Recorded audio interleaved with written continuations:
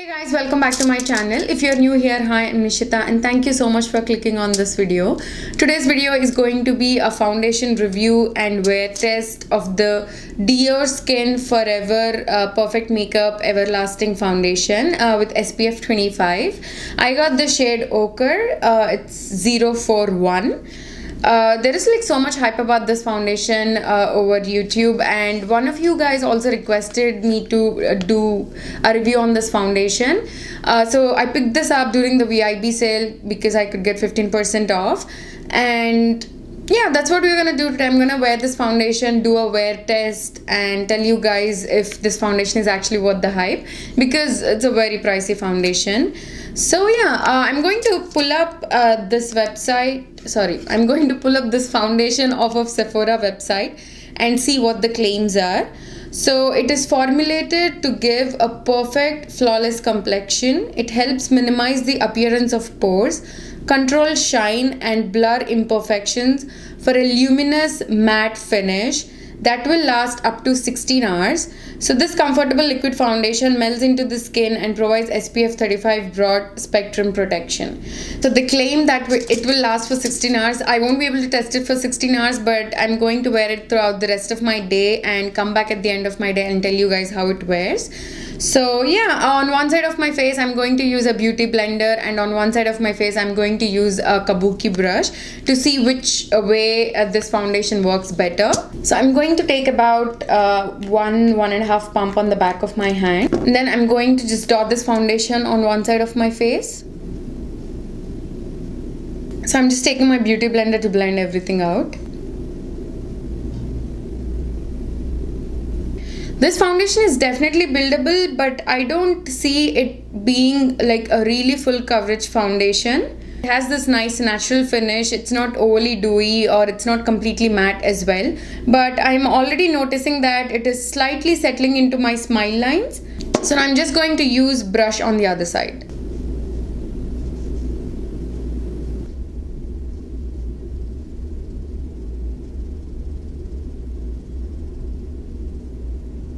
Okay, one more thing I want to mention is that this shade might be a little bit light for my skin tone right now. I forgot to consider the factor that I might have tanned by now, because when I tested the Dior Forever Undercover Foundation, I'm going to leave a card up here if you want to check it out. When I was testing that foundation, I got the shade Ochre and it seemed like a really good match. So I got the same shade in this foundation as well. So it's looking a little bit light on my skin. So if you're thinking of picking up this foundation now and if you're closer to my skin tone, I probably would recommend you to go a shade deeper. But yeah, it's not really bad. I think I can manage, but it's settling into my smile lines right away. That's not something that I'm really crazy about. So brush versus a beauty blender, I think I like how it applied with the beauty blender better, because with beauty blender it has this a little bit of glow to it, whereas with brush it looks completely matte. And I think this side of my face looks and feels more hydrated than this side of my face. So I would recommend use a beauty blender if you have dry skin.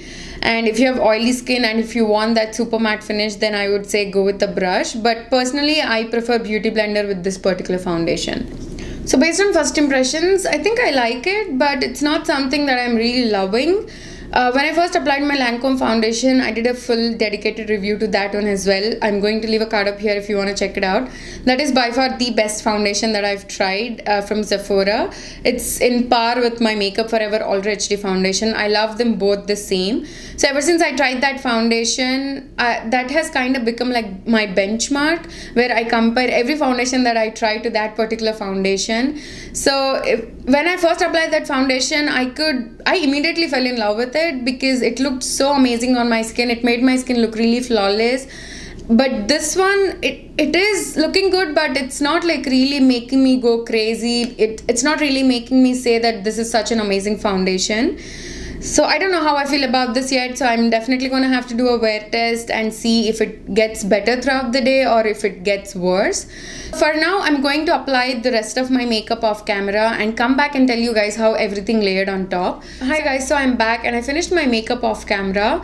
The first thing that I want to mention is that I had a little bit of trouble blending out my contour. I used my Kat Von D Shade and Light contour palette. That is my favorite contour palette, and I know that it works really well and it blends out effortlessly, but on top of this foundation it did not want to blend properly. So that's something that I wanted to tell you guys, and I did not have trouble blending out the rest of my makeup, like my blush, my concealer and my highlighter, but my contour went on a little bit patchy. I'm not loving this foundation as much as I thought I would, because everybody on YouTube like raves about this foundation. I thought I would love it too, but unfortunately I'm not totally amazed by this foundation yet. So I'm gonna have to wear it throughout the rest of my day and see if it gets better with time. So I'll see you all in a few hours, and when I come back I'm gonna give you my final thoughts. Hey guys, so it's been 8 hours since I've had this foundation on my skin. I'm here to share my final thoughts. First, I'm going to start off by saying that my first impressions about this foundation were totally wrong. When I first applied it, I did not love it as much as I thought I would.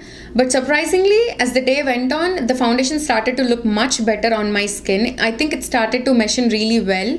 And after 8 hours now, it's looking pretty good. It's been 8 hours and my makeup is still on point. Nothing moved around. So it's safe to say that this foundation is pretty long wearing. And the shade range is quite amazing as well. So I would highly encourage you to get a sample from Sephora. And I also want to say that this foundation is really lightweight on the skin. It doesn't feel like I have anything on my skin, and it doesn't look really heavy on the skin as well. Even if you have oily skin and even if you have dry skin, I think this foundation would work really well, because it's not completely matte, it's not drying on the skin, and at the same time it's not dewy as well. So I think this foundation would work on so many different skin tones. So those are all my thoughts. I think it's a really good foundation, but given a choice between this and the Lancome one, I think I prefer the Lancome one a little bit better, but that doesn't mean this is a bad foundation. I just prefer the Lancome one better for some reason, but this is a really good foundation as well, and I think it's totally worth the try. And yeah, that completes this video. I hope you guys enjoyed this. Also, let me know in the comments down below what other product reviews you want to see on my channel. I am happy to do that for you guys. And thank you so much for watching this one. And please hit that subscribe button if you haven't already. And also give this video a thumbs up if you like foundation reviews. And also hit the bell notification button so you can get notified every time I upload a new video. And I will see you all in my next one. Bye.